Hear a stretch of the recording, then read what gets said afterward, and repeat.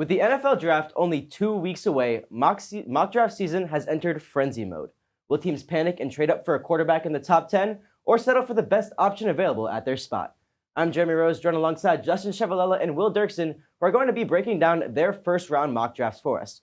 Justin, we're going to start with you. As we take a look at your draft board, we see a lot of trades, a lot of movement. So run us through this. What you got going on right now? Well, I kind of took the March Madness approach because the NFL draft is so unpredictable, just as unpredictable as March Madness has been. UConn and Purdue playing right now in the championship as we speak. So I was like, let's get crazy with it. A bunch of trades are going to happen on draft day. Well, I started them up early. Of course, Caleb Williams going to go 1 to the Bears. I'll say it here. The Bears made a mistake getting rid of Justin Fields for Caleb Williams. They set their franchise back a couple of years, but that's besides the point. They're going to take Caleb Williams here. Drake May at 2, because I feel like he fits the Washington system a little bit more. I personally think Jaden Daniels is the better quarterback here, but a lot of people, including the Washington front office, are thinking Drake May is the better quarterback. Okay.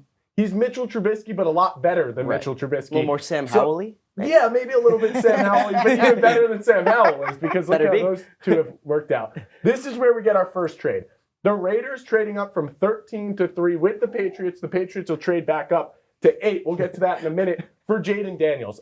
I get it. The Patriots are quarterback-needed team. Why would they trade out of 3 when a quarterback's on the board? Because the Raiders have been a disaster for years now, and they're just going to go all out to get the quarterback they want. And I think for me, that's Jaden Daniels out of LSU. Had almost a Heisman year.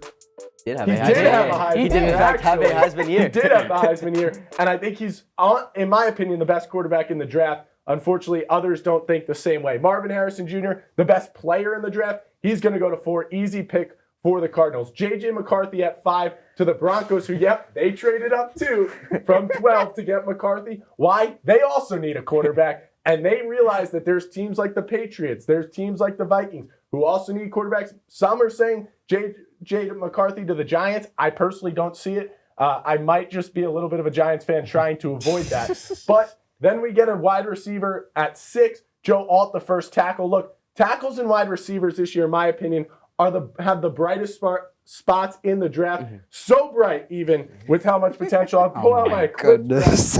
I can't really see. You can't see anything now. Anyway. But the tackle spot and the wide receiver spot, really good. So much talent there. At 8, yes, Bo Nix. He is not a top 10 pick. No, he's not. But he is here. And he is because the Patriots need a quarterback. And he is because the Patriots, who were at 13, realized, this team right here, the Minnesota Vikings, are going to draft a quarterback if we don't get one. So that's right. They go Bo Nix. Let's move ahead. Penn State right here. Olu Fashanu. I mean, why not for the Saints? They need tackle help. Olu is one of the best in the draft. He's not the first to go, but he is one of the first to go as well. Let's head over to the second half of the mock draft. And guess what? More trades. You got it. That's right. Right here, the next quarterback to go, Michael Penix. Again, I think he's a second-round pick, but you have to think about the needs of the team and how many other teams need him. The Vikings, they trade up just a couple of picks to get Michael Penix, but another quarterback off the board there. The Bills, they're also going to trade up from 28 to 20 to get a wide receiver. They lost Stephon Diggs last week in the trade, so guess what? You got to make up for him. And that's how Brian Thomas, I think the Bills, there's a chance they trade back up for another wide receiver, whether it be in the first round or later in the draft as well. They need a lot of wide receiver help. Yes. Let's keep going here as well. Some offensive linemen off the board, but here, another trade. You guessed it. Oh, my. Kansas City Chiefs. Well, they need wide receiver help. Not sure what the status of Rashee Rice is going to be going into next season. They need receiver help anyway. And who's the most like Tyreek Hill in this year's draft? That's right, Xavier Worthy out of Texas. He's the fastest, had the combine record, so fast, and that's what Andy Reid in Kansas City wants for Patrick Mahomes. They're going to go there. Another Penn Stater off the board, Chop Robinson to Tampa. I could actually see Tampa realistically trading out here, but they also need edge, and Chop Robinson, he's a day 1 pick. He's a first-round pick. Mm-hmm. They're going to go for him. Let's skip ahead. Another trade. Washington trading back into the second round. Why?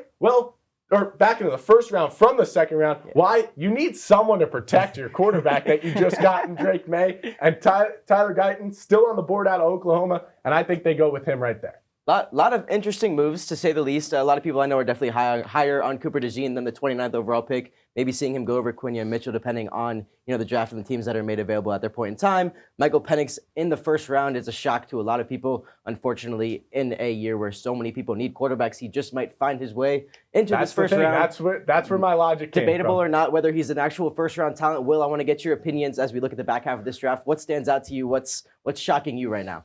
Well, Michael Penix Jr. at 18 stands out to me the most. I personally don't have Penix going in the first round, only because of the injuries. He had 2 ACL injuries in college, both at Indiana, and I think that's going to push him out of round 1. We saw that with Hendon Hooker last year. Hendon Hooker went on day 2 after tearing his ACL at Tennessee. Penix is a first-round talent, but the injuries are going to cause him to fall out. If Penix does go in round 1, I could see a team moving into this 26 to 32 range. Absolutely. That needs a quarterback, but passes on one earlier, like the Patriots. If the Patriots don't take a quarterback at 3, New England is the perfect team to slide into this late first round and take Michael Penix Jr. But enough talking about Justin's mock draft and all the trades that he had. I have a big fat 0 trades in my mock draft, people. I'm the realist on this set today. Starting at number 1, I apologize, Justin. Starting at number 1, Caleb Williams to the Bears. Caleb Williams, this is not a lock like many people think, but he's the best quarterback available. Makes sense. I have Jaden Daniels over Drake May. Personally, I like Jaden Daniels' mobility a little bit more than Drake May's, and Cliff Kingsbury has a great track record with mobile quarterbacks. Yes, he does. Number 4, Marvin Harrison Jr. Maserati Mob. Well, you beat me to it. I-10 going in and out of Phoenix is going to be shut down because the Maserati is speeding straight into the desert. Kyler Murray's new favorite weapon in Arizona. I actually have Fashanu going 7th to the Titans. What's crazy is he and Will Levis might have had some run-ins at Haluba Hall. Now they're going to have some run-ins in Tennessee. Maybe Levis can teach Fashanu how to put mayonnaise in his coffee. Then 11 at 12.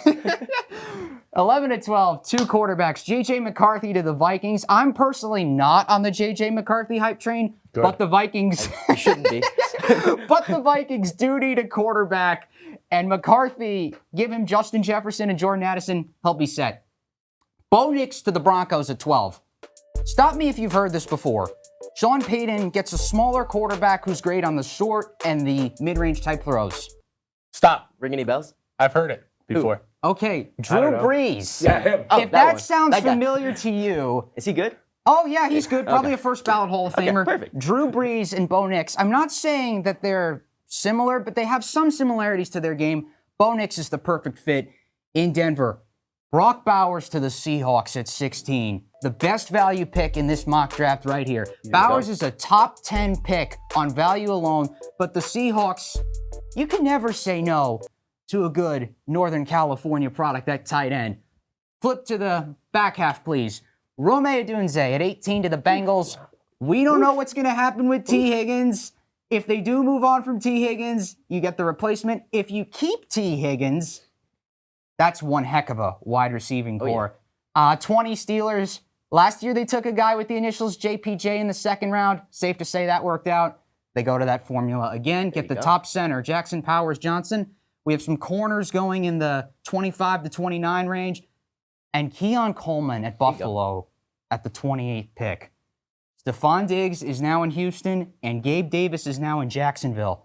Buffalo needs a big play wide receiver, and I thought of giving them Xavier Worthy. Yeah. But Keon Coleman's a bit more pro-ready for me.